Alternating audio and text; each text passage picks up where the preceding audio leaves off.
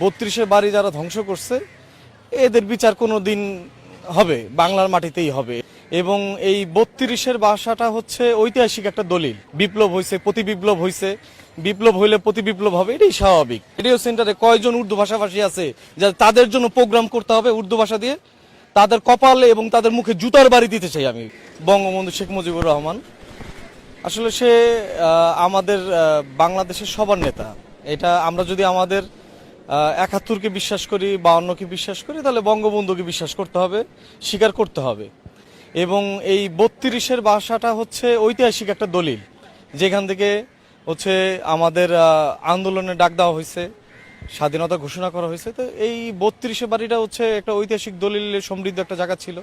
তো এই আসলে যারা এই কাজটা করছে এটা তারা আসলে আমাদের বাঙালি হিসাবে আমাদের সারা জীবনের জন্য একটা কলঙ্কিত একটা অধ্যায় করে রাখলো। আন্দোলন তো পৃথিবীতে বহু আন্দোলন হয়েছে, বিপ্লব হয়েছে, প্রতি বিপ্লব হয়েছে, বিপ্লব হইলে প্রতি বিপ্লব হবে, এটাই স্বাভাবিক। কিন্তু যারা বঙ্গবন্ধুকে অপমর্যাদা করছে, 32-এর বাড়ি যারা ধ্বংস করছে এদের বিচার কোনো দিন হবে, বাংলার মাটিতেই হবে, এটা আমি বিশ্বাস করি। কারণ হচ্ছে নাইলে আপনি আমি কেউ বাঙালি হইতে পারতাম না।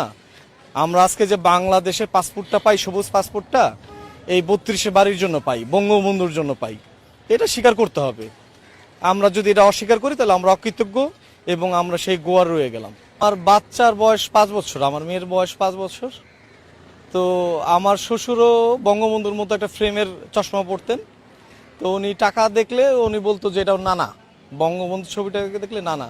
তো যখন ওই 5 তারিখের পরে এরকম জ্বালাপোড়া হইলো, বঙ্গবন্ধুর মূর্তি যখন ভাঙা হইলো, সে ভাবতেছে যে তার নানাকে সে মানুষজন মারতেছে, ভাঙতেছে।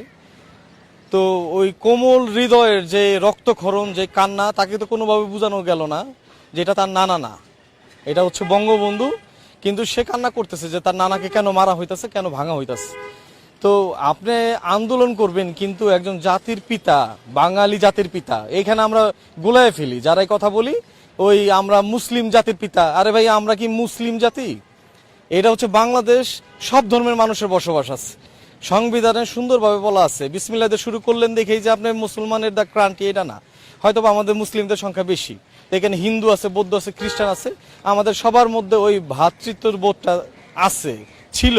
কিন্তু এখন যে অবস্থাটা হয়েছে 5 আগস্টের পর থেকে, আপনার ওই হিন্দুদের মূর্তি ভাঙা, মন্দির ভাঙা, সব জায়গায় হামলা করা, এইগুলোর মধ্যে আমি স্বাধীনতা দেখি না ভাই। স্বাধীনতা এখানে আমাদের ধ্বংস হয়ে গেছে যেদিন বঙ্গবন্ধুর বাড়িতে বা বঙ্গবন্ধুর ভাস্কর্যে প্রস্তাব করা হয়েছে, ভাঙা হয়েছে, জুতার মালা দেওয়া হয়েছে, ওদিনকার থেকেই আমাদের স্বাধীনতা আমরা হারায় ফেলছি। চাই আপনি তাহলে বাংলার ভাষা আন্দোলনের দিকে যান, 52-তে যান। যে 52-তে আস্তে আস্তে ভাষা আন্দোলন করতে যায়, বাংলা ভাষার জন্যই মানুষ জীবন দিচ্ছে।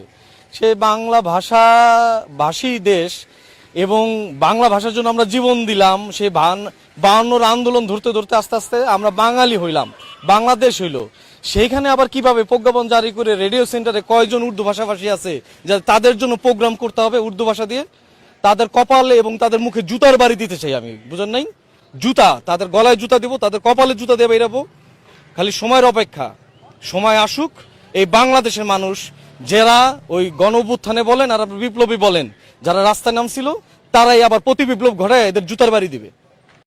বাঙালি জাতির নিকট, এই বাঙালি জাতি সত্তার নিকট 32 নম্বরের যে গুরুত্ব, আপনি ডক্টর মোহাম্মদ ইউনূস নতুন করে জন্ম না নেওয়া পর্যন্ত আপনি এটার গুরুত্ব বুঝতে পারবেন না।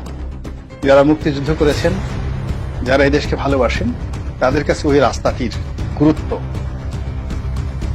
ওই বাড়িটির গুরুত্ব আপনি কল্পনাও করতে পারবেন না। ওই বাড়িতে যা কিছু হয়েছে, এটা আগামী দিনে এই প্রতিশোধ কিভাবে হয়, আল্লাহ মাফ করুন, আপনি কল্পনাও করতে পারবেন।